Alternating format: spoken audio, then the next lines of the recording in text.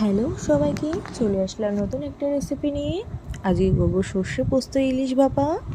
তো কিভাবে রেসিপিটা করব একটু ফলো করবেন, দেখতে থাকুন লাস্ট পর্যন্ত, অবশ্যই আপনাদের ভালো লাগবে। প্রথমে মাছগুলোকে ভালো করে ধুয়ে জল ঝরিয়ে নিলাম। একটা বাটির মধ্যে মাছগুলোকে দিয়ে তার মধ্যে নুন, হলুদ, লেবুর রস দিয়ে ভালো করে ম্যারিনেশন করে রেখে দেবো। 10 মিনিট রাখবো।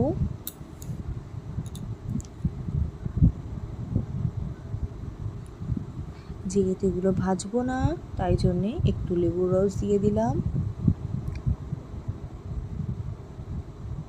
এরপর বাটিতে নিয়ে নেব কালো সর্ষে, সাদা সর্ষে, পোস্ত, সেটাকে একটু জল দিয়ে ভিজিয়ে রাখবো 2 থেকে 3 মিনিট।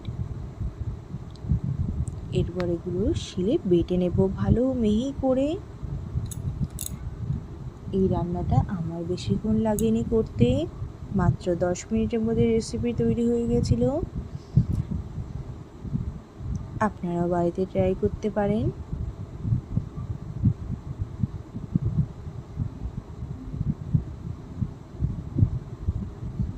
এরপর প্যানের মধ্যে একটু তেল দিয়ে দেব। এরপর কালো জিরে দিয়ে দেব। তেলটা গরম হয়ে গেলে এরপর মশলাটা দিয়ে দেব। মশলার মধ্যে একটু নুন, হলুদ দিয়ে নিয়েছিলাম, ওটাই প্যানের মধ্যে ঢেলে দেব।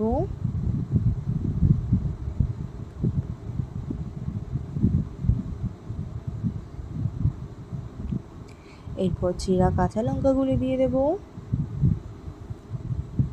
এর মধ্যে তেমন কোনো মশলা দিইনি, জাস্ট এইটুকুই, সর্ষে, পোস্ত আর কাঁচা লঙ্কা, আর এক্সট্রা কোনো মশলা দিইনি এতে।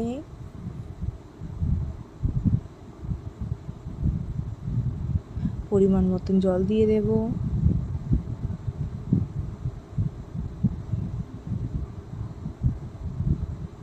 এবার ঢাকনা দিয়ে ঢেকে দিলাম।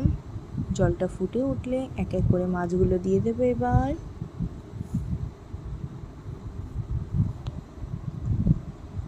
মাছগুলো দেওয়া হয়ে গেলেই ঢাকনা দিয়ে ঢেকে দিলাম। জলটা এরকম ফুটে কমে আসলে ব্যাস আমাদের রেসিপি রেডি হয়ে গেল। এবার গ্যাসটাকে অফ করে একটু সর্ষের তেল ছড়িয়ে দেবো ওতে।